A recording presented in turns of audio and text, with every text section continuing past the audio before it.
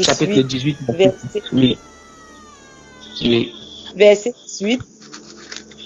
verset 6. Verset 6. 6, je lis pour la gloire de Jésus. Il est écrit, Jérémie chapitre 18, au verset 6, il est écrit, ne puis-je pas agir envers vous comme ce potier, maison d'Israël, dit l'Éternel. Voici, comme l'argile est dans la main du potier, ainsi vous êtes dans ma main, maison d'Israël. Parole du Seigneur. Amen. Parole de Dieu. Merci pour la lecture, Maman Nicaise. Alors aujourd'hui, l'homme de Dieu, le pasteur David, c'était à midi. Il nous a également parlé sur les vases. Et dans le passage, dans le thème plutôt qu'il avait abordé, si je me rappelle bien cet après-midi, il a parlé, il a dit, c'est laissé façonner par Dieu. Plutôt, je donne encore mon thème. Il disait qu'il faut être un vase d'honneur entre les mains de Dieu. Dieu veut faire de toi un vase d'honneur. C'est ce qu'il disait. Et aujourd'hui, je voudrais encore ce soir nous amener quelque part, tout en restant dans cette même logique, tout en gardant cette même pensée, comme ce que nous avons reçu cet après-midi, mais nous amener à comprendre certaines choses qui se passent lorsque Dieu, n'est-ce pas, nous amène à devenir des vases d'honneur. Avant de devenir un vase d'honneur, autant pour moi, il y a des étapes, il y a des situations que tu vas traverser, il y a des épreuves que tu dois traverser, il y a une formation dans laquelle Dieu va t'amener pour faire sortir le meilleur de toi. Parce que on a pris l'exemple de l'or en disant que l'or n'est pas du coup, ne brille pas du coup, c'est-à-dire on travaille sur l'or, on fait passer l'or par le feu avant que son éclat puisse se manifester. Alors, de la même manière, je voudrais également nous amener dans ce thème où j'ai intitulé « C'est laissé façonner par Dieu comme l'argile entre les mains du potier ». Pourquoi? Parce que l'argile est, n'est-ce pas, façonnée par le potier. Pour qu'on puisse former un vase, il faut de l'argile et il faut un potier. Pour former un vase, il faut de l'argile et il faut un potier. Alors, le potier ici, c'est qui? Le potier, c'est Dieu lui-même. Dieu est le potier et c'est lui qui, n'est-ce pas, nous façonne. Parce que ici, l'argile, ici, c'est toi et moi, c'est tout enfant de Dieu. Tous ceux qui sont, n'est-ce pas, appelés à marcher avec Dieu doivent passer par l'école du brisement. Je répète, tous ceux qui sont appelés à marcher avec Dieu sont appelés à passer par l'école du brisement. Alors, si tu ne passes pas par l'école du brisement, tu ne seras pas un vase d'honneur. Pour que tu puisses être un vase d'honneur, tu dois passer par l'école du brisement. Alors, pour que tu puisses également n'est-ce pas, devenir ce vase que Dieu veut,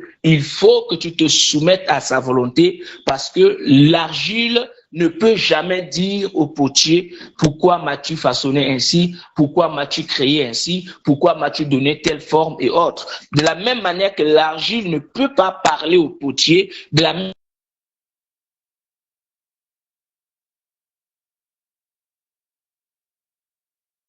à la forme qu'il lui donne, de la même manière, nous aussi, nous ne devons pas contester, nous ne devons pas nous opposer, n'est-ce pas, à la manière dont Dieu veut nous transformer. Notre transformation en tant qu'enfant de Dieu ne dépend pas de nous, mais dépend de la forme que Dieu veut que nous puissions prendre, dépend de la forme que Dieu veut nous donner. Et pour que nous puissions avoir la forme que Dieu veut, il va falloir que nous aussi, nous puissions nous soumettre à lui, nous puissions nous abandonner entre ses mains pour qu'il puisse nous donner cette forme qui lui plaît. Autrement, on ne peut pas être à cette dimension où on ne peut pas être à l'image dont Dieu veut que nous soyons. Alors, c'est ce qui se passe aujourd'hui dans la vie de beaucoup de chrétiens qui se disent enfants de Dieu. Nous disons enfants de Dieu, mais nous ne voulons pas que Dieu puisse nous façonner. Et aussi longtemps que Dieu, tu ne te laisseras pas,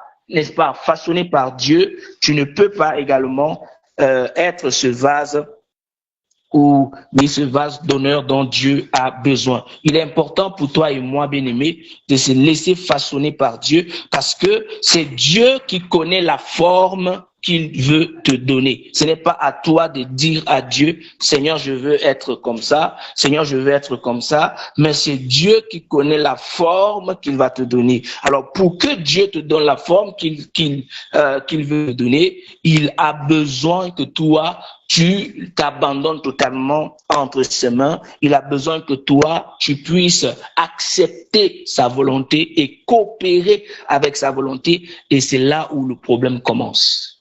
C'est là où, bien aimé, beaucoup d'enfants de Dieu ne parviennent pas à avancer. C'est là où beaucoup d'enfants de Dieu n'ont plus cette force de marcher avec Dieu. C'est là où beaucoup d'enfants de Dieu échouent. Pourquoi? Parce que ils ne veulent pas que Dieu les façonne. Nous avons tendance à chanter dans des cantiques, comme par exemple, comme l'argile devant le potier, donne-moi la forme qui te plaît, fais toutes choses en ton temps. Mais quand nous chantons des cantiques comme par exemple celui-ci, est-ce que nous prenons le temps de comprendre ce que nous disons ou ce que nous demandons à Dieu? Maintenant, tu vas voir quelqu'un, par exemple, en train de prier, Seigneur, je veux que tu me brises, je veux que tu me donnes la forme qui te plaît. Maintenant, pour que Dieu te brise, qu'est-ce qui va se passer?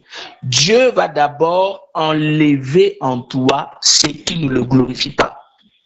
Dieu va retirer de toi ce qui ne l'honore pas.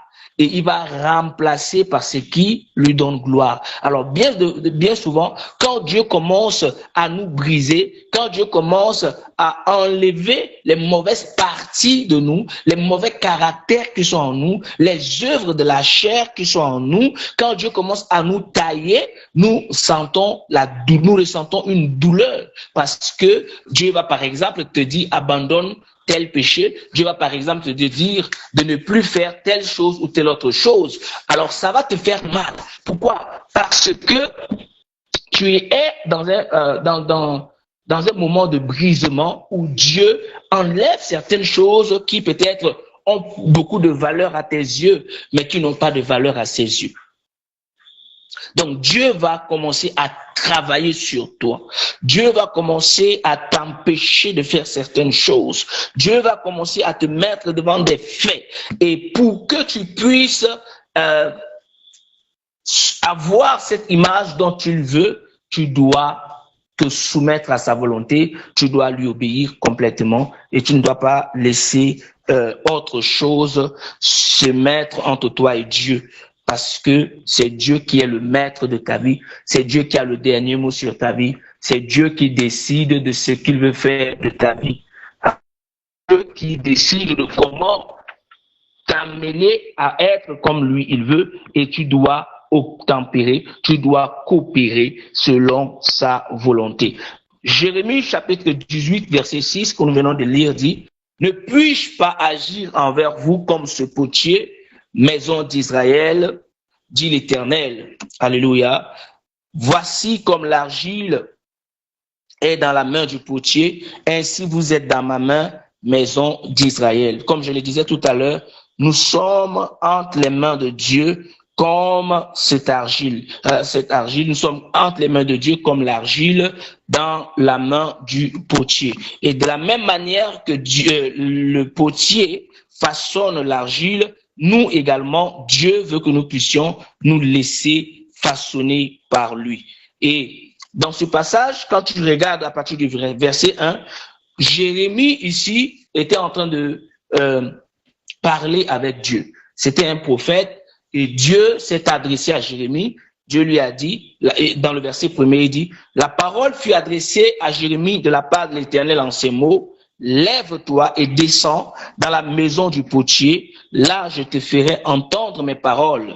Et dans le verset 3, il dit, je descendis dans la maison du potier et voici, il travaillait sur un tour. Le vase qu'il faisait ne réussit pas.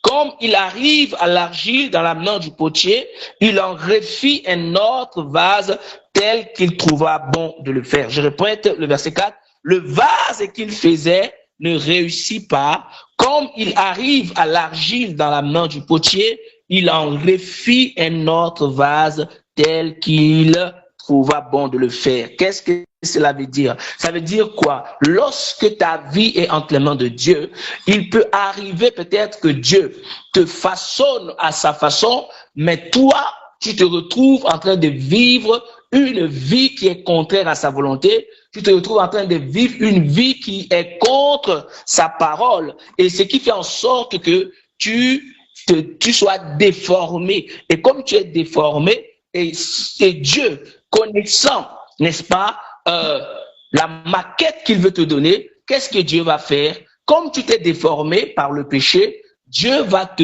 réformer. Alléluia. Tu dois passer par la réformation. Tu dois passer par la transformation de Dieu. Pourquoi? Parce que Dieu prend le soin de te façonner à nouveau afin de te donner l'image, parce que c'est Dieu qui connaît cette image véritable qu'il veut te donner. Donc, c'est pourquoi tu peux remarquer que si tu étais un homme qui aimait la prière et que tu te refroidis dans la prière, Dieu va amener des situations dans ta vie. Dieu va amener des épreuves dans ta vie. Dieu va amener des difficultés dans ta vie qui vont te pousser à revenir dans cette vie de prière. Il y a des gens qui ont connu des problèmes dans leur vie, des épreuves dans leur vie. Dieu a permis qu'ils se retrouvent devant des faits que, humainement parlant, personne ne peut résoudre. Et ils étaient obligés de retourner vers Dieu parce que Dieu savait que c'est par là que je peux les restaurer. Mais quand Dieu veut te restaurer selon sa volonté, il est prêt, n'est-ce pas, à tout faire. Quand Dieu veut te restaurer dans sa volonté, il est prêt à tout. Je vais donner un exemple. Lorsqu'il a envoyé Jonas à Ninive, Jonas voulait partir à Tarsis. Qu'est-ce que Dieu a fait? Dieu a soumis Jonas à une sorte d'épreuve dans laquelle il a fait avaler Jonas par, n'est-ce pas, comment on appelle, poisson. Jonas a été avalé et pendant qu'il était dans la mer et dans le ventre du poisson, c'est là où Jonas s'est rendu compte que il fallait qu'il fasse encore appel à Dieu. Il a repris conscience alors qu'il était tombé, mais Dieu l'a relevé au travers de cette épreuve. Bien-aimé, il y a des situations que Dieu va amener dans ta vie. Il y a des situations difficiles que Dieu doit amener dans ta vie afin de te restaurer, afin de t'amener à revenir sur le droit chemin, afin de t'amener à marcher selon son plan, afin de t'amener à respecter sa volonté. Il est prêt à tout. C'est pourquoi il dit dans le verset 4, le vase qu'il faisait ne réussit pas. Qu'est-ce que cela veut dire? Ça veut dire que quand Dieu nous a créés, quand Dieu nous a façonnés, Dieu, comme il a dit dans le livre de Jérémie, conçu dans le sein de ta mère, je te connaissais déjà, je t'ai établi prophète des nations, ce qui veut dire que avant que nous ne naissions, avant que nous ne venions dans le monde, Dieu avait déjà un plan pour nous, Dieu avait déjà un projet pour nous, mais maintenant, arrivé dans le monde, on se retrouve devant une situation où nous faisons d'autres choix que Dieu. Et dans cette optique où nous voulons aller à l'encontre du plan de Dieu, Dieu également crée une situation de restauration. Et dans cette situation de restauration, il te fait passer par des épreuves, il te fait passer par le brisement, il te fait passer par beaucoup de choses afin, n'est-ce pas, de t'amener à accomplir sa volonté. Donc, il dit, le vase qu'il faisait ne réussit pas. Chaque fois que, bien-aimé, tu ne marches pas selon le plan de Dieu, c'est comme si Dieu n'avait pas réussi dans son plan dans ta vie. Chaque fois que tu ne fais pas ce qui est dans la volonté de Dieu, c'est comme si Dieu avait échoué. Mais Dieu, est-ce que Dieu échoue? Non, Dieu n'échoue pas.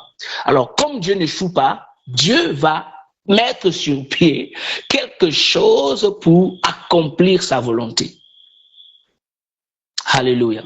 Alors, nous voyons ici dans la création du monde, quand Dieu a créé la terre, quand Dieu a créé l'homme, Dieu avait donné à l'homme l'interdiction formelle de ne pas, de manger plutôt l'arbre de la connaissance, l'arbre dont le fruit, n'est-ce pas, l'arbre de la connaissance du bien et du mal. Dieu lui a fait comprendre, vous ne devez pas manger de cet arbre, de son fruit, autant pour moi. Mais ils ont mangé. Ça veut dire qu'ils sont sortis du plan de Dieu. Et comme Dieu avait déjà un plan de rédemption, Dieu est venu les restaurer. Alléluia. Il a dit, tu mangeras la sueur de ton front, tu feras ceci, tu feras cela. Et Adam était soumis à des épreuves. Mais maintenant, pour que l'homme soit racheté, il a fallu que Dieu puisse envoyer un deuxième Adam. Un deuxième Adam. Et ce deuxième Adam, c'est un Adam obéissant. Le premier Adam a désobéi, le deuxième Adam a obéi. C'est l'image de la vie chrétienne aujourd'hui. Alléluia. Nous qui sommes enfants de Dieu, bien-aimés, il peut arriver que selon le plan de Dieu, tu sois peut-être façonné pour quelque chose, mais tu te retrouves en train de vivre le contraire de ce que Dieu veut que tu sois. Alors Dieu va créer des situations dans ta vie. J'aimerais parler à quelqu'un qui m'entend maintenant. La situation que tu es en train de traverser maintenant est dans la volonté de Dieu. C'est pas le diable. C'est Dieu qui a permis cette situation parce que il veut le meilleur de toi. Quand l'homme de Dieu a parlé de être un vase d'honneur, ici, c'est quoi? Il faut être comme de l'or. Et comme je le disais tout à l'heure, l'or passe par beaucoup de processus. Quand aujourd'hui nous voyons l'or, on dit que waouh, l'éclat nous attire, c'est tellement beau, mais l'or passe par le feu. Alors Dieu va te faire passer par le feu. Mais quand Dieu te fait passer par le feu, c'est là où tu commences à pleurer. Dieu m'a abandonné, Dieu m'a laissé, Dieu ne veut pas prendre soin de moi, Dieu ceci, Dieu cela. Non, Dieu te fait passer par le feu pour t'ouvrir les yeux. Dieu te fait passer par le feu pour faire sortir le meilleur de toi. Dieu te fait passer par le feu pour te donner encore plus d'éclat. Donc, il dit, le vase qu'il faisait ne réussit pas. Comme il arrive à l'argile dans la main du potier, il en refit un autre vase tel qu'il trouva bon de le faire. Alors, Dieu, il est souverain. Dieu, il a le plein droit de faire comme il veut. Dieu n'échoue pas. Dieu ne peut pas échouer. Alléluia. C'est l'homme qui peut échouer, mais Dieu ne peut pas échouer. Et dans le verset 5, la Bible dit, « Et la parole de l'Éternel me fut adressée en ces mots. » C'est là où nous rejoignons maintenant notre texte de base. Il dit, « Ne puis-je pas agir envers vous, comme ce potier, maison d'Israël, dit l'Éternel. Voici comme l'argile est dans la main du potier, ainsi vous êtes dans ma main, maison d'Israël. » Alors, quand tu vois maison d'Israël ici, ne pense pas à Israël qui est une nation, mais pense à Israël qui est qui est un peuple qui a une alliance avec Dieu. Toute personne qui a une alliance avec Dieu est appelée Israël. Nous sommes des Israélites par alliance, pas parce que nous sommes Israélites de nationalité, mais notre alliance avec Dieu ici fait en sorte que nous sommes le peuple de Dieu. Et étant le peuple de Dieu, Dieu va toujours nous façonner. Et comme Dieu va nous façonner, il va te faire passer, ou il va me faire passer par le feu. Et c'est au travers du feu. Quand on parle du feu, on parle du brisement. Alléluia. Alors, quand nous voyons l'image d'un potier qui travaille une poterie, par exemple, et au travers de cette poterie malléable, on voit quoi? On voit Dieu lui-même qui est en train de nous montrer combien de fois nos vies sont malléables. Nos vies sont malléables par Dieu. Dieu est capable de te malléer. Dieu est capable de te façonner comme il veut, comme une jarre fissurée. Il est capable de te réparer. Alléluia. Il est capable de te restaurer. Et de la même manière, j'aimerais parler à quelqu'un bien-aimé. Peut-être tu t'es refroidi dans ta marche avec Dieu. Peut-être que quand toi-même tu regardes dans ta vie, tu as du dégoût. Quand toi-même tu regardes, est-ce que tu te poses la question, est-ce que je suis même un vrai chrétien? Est-ce que je suis un chrétien exemplaire? Est-ce que j'ai le fruit de l'esprit? Est-ce que ma vie honore vraiment Dieu? Est-ce que par ma manière de vivre, est-ce que je suis agréable à Dieu? Peut-être tu te poses déjà cette question. Peut-être tu te dis que tu n'es pas parfait. Peut-être tu te dis que tu n'es pas digne. Peut-être tu te dis que Dieu t'a rejeté. Mais bien aimé, il est le Dieu qui est le réparateur des brèches. Il est le Dieu qui est le réparateur des brèches. Peu importe ce que tu as fait, peu importe là où tu es tombé, entre ses mains. Dis-lui, Seigneur, je te confie ma vie comme l'argile entre les mains du potier, parce que c'est toi qui me façonnes. C'est toi qui connais la forme que je dois avoir. C'est toi qui peux me donner la forme qui te plaît. Donne-moi la forme qui te plaît. Aide-moi, Seigneur Jésus, à avoir la forme qui te plaît. Et Dieu le fera pour toi, bien-aimé. Alléluia. Ici, on a pris l'exemple de l'argile. Pourquoi? Parce que l'argile n'a pas de bouche pour parler. Est-ce que vous avez déjà vu l'argile parler? Quand le potier est en train je peux dire quoi? De façonner l'argile. Si l'argile avait la bouche, l'argile allait parler. L'argile allait dire, mais comment tu me tortures? Comment tu me fais ceci? Comment cela? Mais l'argile, comme l'argile n'a pas de bouche, l'argile ne peut pas parler au potier. De la même manière, c'est l'image que Dieu veut que nous ayons. Quand Dieu veut travailler dans ta vie, tu ne dois pas discuter. Tu dois le laisser faire. Tu dois le laisser agir. Parce que c'est lui qui connaît ce qu'il faut, même si cela te fait mal. Mais tu as confiance en lui parce qu'il va te donner la forme qu'il faut. Alléluia.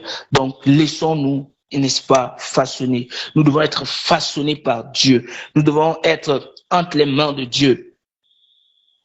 Et afin qu'il puisse nous donner la forme qui lui plaît. Alors, quand le potier finit d'achever, ou quand le potier achève le vase qu'il est en train de façonner, ce vase prend une autre forme. On voit l'éclat. On voit comment ce vase commence à briller.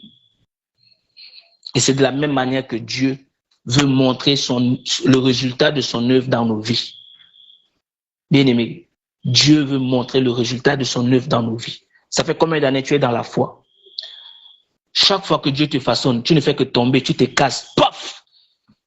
Dieu te reprend, il te façonne, tu retombes, tu te casses encore. Donc toi, tous les jours, tu es là seulement à te casser, sans qu'on te touche, mais tu restes comme ça, tu tombes, tu te casses. Bien-aimés, nous devons prendre la forme que Dieu veut que nous ayons. Est-ce que tu reconnais que tu es l'argile? Parce que aussi longtemps que tu n'as pas conscience déjà de ça, tu ne peux pas te laisser façonner par Dieu. La première des choses est que tu te reconnaisses étant argile, c'est-à-dire tu ne peux rien par toi-même. Sans Dieu, tu ne peux rien. Alléluia. Tu dois te voir comme un argile, tu dois te voir comme l'argile entre les mains de Dieu. Parce que si tu ne te vois pas comme l'argile, tu ne peux pas aussi être façonné. Donc, la première des choses que tu dois te poser comme question, est-ce que je suis vraiment l'argile entre les mains de Dieu? Ésaïe 64, verset 8 dit, « Cependant, ô Éternel, tu es notre Père, nous sommes l'argile, et c'est toi qui nous as formés, nous sommes tous l'ouvrage de tes mains. » Amen. Nous sommes tous l'ouvrage de tes mains. Donc, Dieu veut, c'est de la même façon, c'est de la même manière que Dieu veut que nous puissions nous regarder. Nous devons nous regarder comme l'argile entre les mains de Dieu.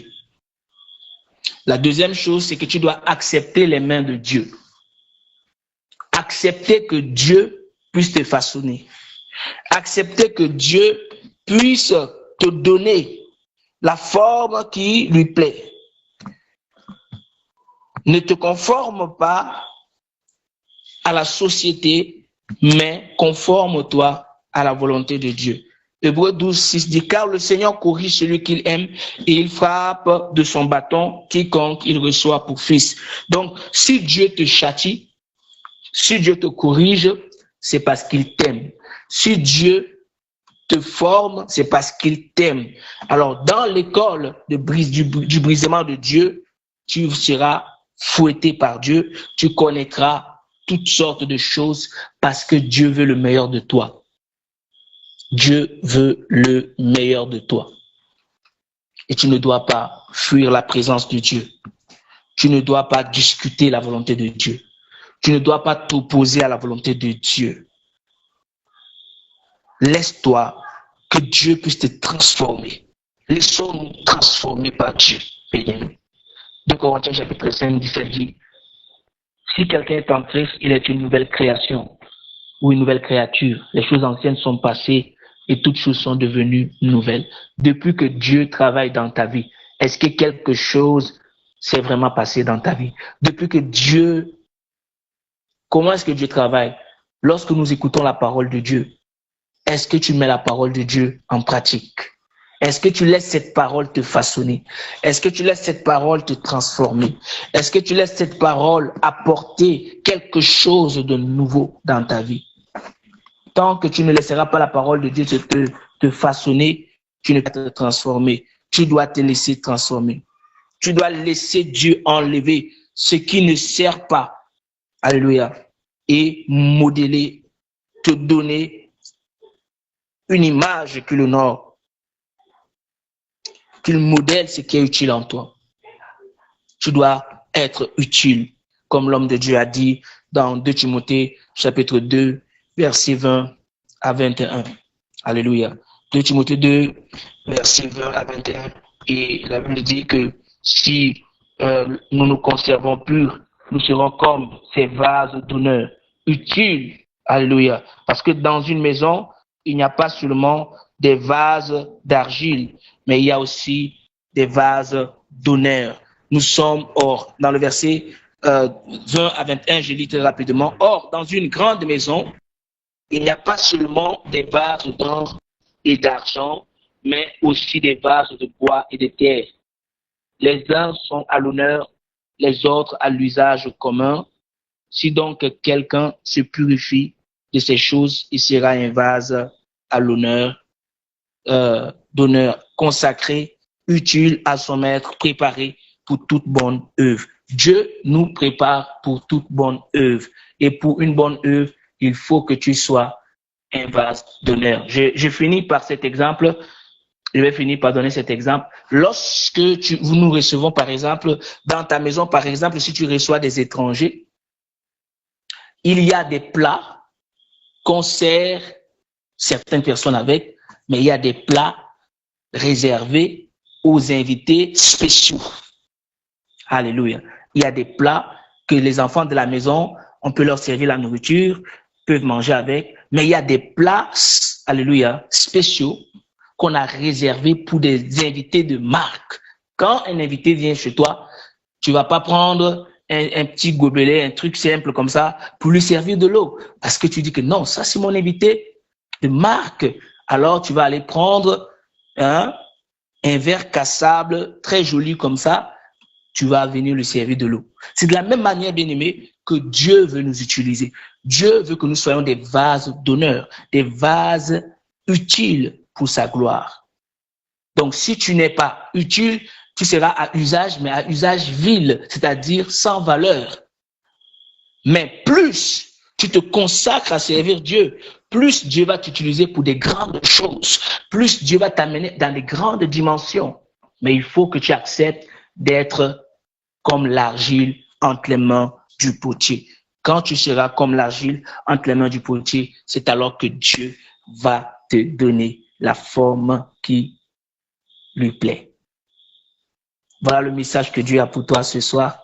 Dieu nous invite, bien-aimés, à nous laisser façonner comme l'argile entre les mains du potier, sachant que c'est lui qui est le maître, sachant que c'est lui qui a la dernière décision sur nos vies, sachant que c'est lui qui connaît la forme qu'il veut que nous ayons. C'est pourquoi, lorsque tu vas passer par cette école de brisement, ne renonce pas. Dieu va permettre que tu connaisses des secousses, va permettre que tu connaisses des difficultés. Dieu va permettre que tu connaisses des épreuves. J'avais partagé, pendant que j'écrivais mon article où je devais publier sur mon blog, le Saint-Esprit m'a inspiré un texte dans le livre de Deutéronome, chapitre 8, verset 2, où Dieu parla au peuple d'Israël lorsqu'il les fit sortir de l'Égypte.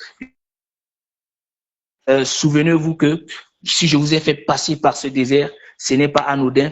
Je vous ai fait passer par ce désert afin que vous sachiez que l'homme ne vivra pas de pain seulement, mais de toute parole qui sort de la bouche de Dieu. Je vous ai fait passer par ce désert afin que vous vous rappeliez que moi, je suis votre Dieu. Dieu te fait passer par cette situation. Dieu te fait passer par cette épreuve parce qu'il veut forger en toi, alléluia, un guerrier. Il veut former en toi. Il veut former Christ en toi. Il veut former sa nature en toi. C'est pourquoi Dieu peut te laisser passer par cette situation.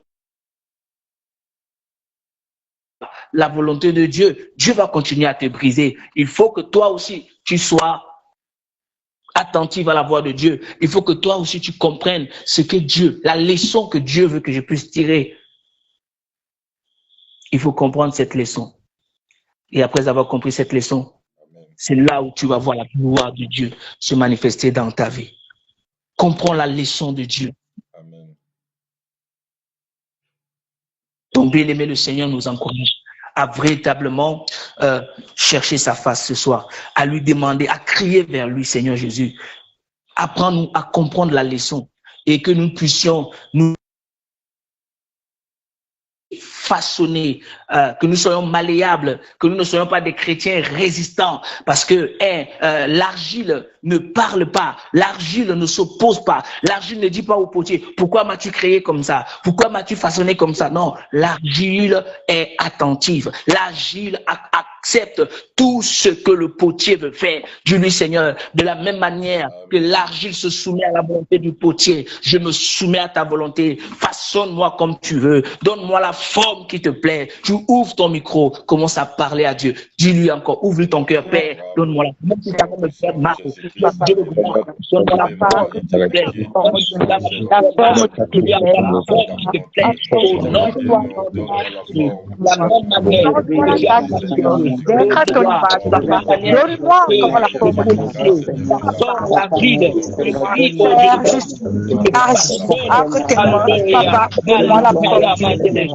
modèle-moi ton image, mon Dieu, mon Père. Fais-moi ce que tu veux. Oh Seigneur, modèle-moi comme tu te plaît.